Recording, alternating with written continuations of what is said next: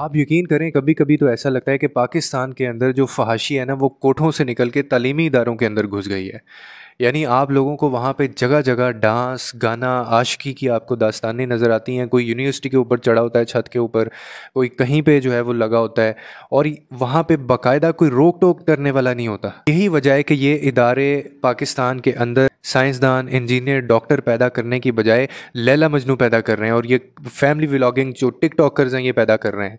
ये अजीब नस्ल जो है, ये जब से टिकटॉक आया है और ये जब से यूट्यूब और फैमिली व्लॉगिंग को इन्होंने मुतारिफ़ करवाया है, ये ऐसी एक नस्ल सामने आ गई है कि ये पता नहीं क्या आगे जाके करेगी। अब तो डर लगता है इनको देख के। और फिर ऊपर से म्यूज़िक के नाम पे बेहयाई का प्रचार किया जाता है।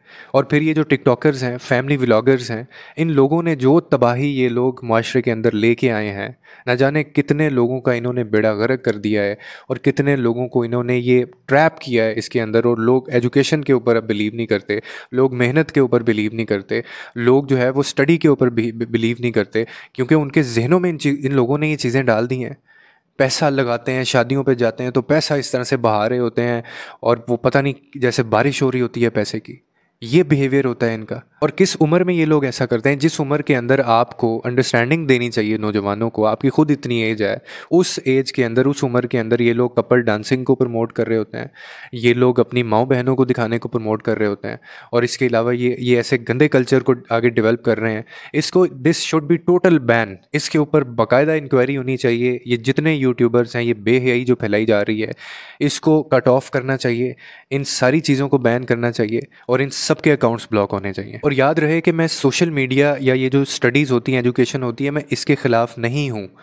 मैं ख़िलाफ़ इन उस कल्चर के हूँ जो ये बेहयाई फैला रहे हैं। मैं ख़िलाफ़ इस चीज़ के हूँ जो ये हमारी औलादों को और हमारी नस्लों को और हमारी गैरत का जनाजा ये लोग उठवा रहे हैं। मुझे अफसोस होता है कि इन लोगों ने, ये टिकटॉकर्स जो हैं या ये जो फैमिली व्लॉगर्स हैं, इन लोगों ने एक ऐसी नस्ल तैयार कर ली है आगे कि जिन लोगों ने तालीम गाहों को शर्म गाहें बना दिया है। और मुझे नहीं पता कि इसका आगे जाके एंड कहाँ पे होगा।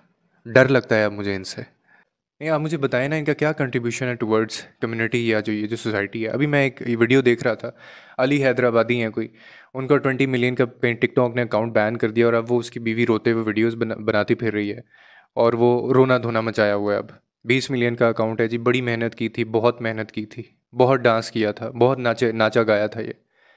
आई स्टिल रिमेंबर कि इसकी एक वीडियो वायरल हुई थी जिसकी वजह से ये एक पीक पे चला गया। और लोग क्यों तरस खाएं आपके ऊपर? आप काम क्या कर रहे हैं? आप बताएं, आपका क्या कंट्रीब्यूशन है टुवर्ड सोसाइटी? आप कोई एजुकेशन कंटेंट बना रहे थे, आप कोई लोगों की ज़िंदगी में आसानियां पैदा कर रहे थे। आपने सिखाया क्या है सोसाइटी को, सिवाय इसके कि अपनी बीवियां दिखाओ, अपनी फैमिली दिखाओ, और उसके बाद अपनी माँ बहनों को लेके आओ, उनको नाच गाना करवाओ। इस चीज़ के अलावा आपने सिखाया क्या है? और अब यही प्रॉब्लम होता है इन लोगों के साथ कि इसके ये इम्पैक्ट होते हैं कि सारी ज़िंदगी, अब ये इसके अलावा कैपेसिटी क्या है? मुझे बताएं, ये कमा सकता है कुछ?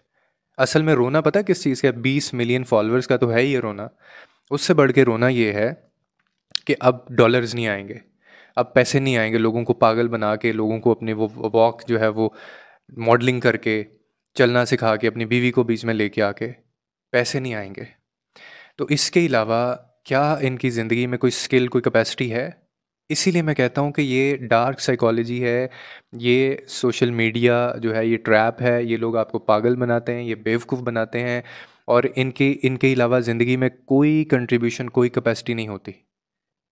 तो अगर कोई है तो सामने ये लेके आए ना, मुझे बताएं, कन्विंस कोई कर सकता है इस चीज़ पे? आपको कर सकता है कोई कि इनका क्या पार्टिसिपेशन क्या था, क्या कंट्रीब्यूशन था सोसाइटी में? क्योंकि जब आपके पास इतनी बड़ी, इतनी ज़्यादा रीच होती है ना, तो आपके शोल्डर्स पे बड़ी हैवी रिस्पॉन्सिबिलिटी होती है कि आप लोगों को सिखाएं, लोगों को एजुकेट करें, कुछ साइंस की कोई एजुकेशन किसी किस्म की दे दें, लोगों को मैनर्स की तरफ लेके आएँ, लोगों की इस्लाह करें।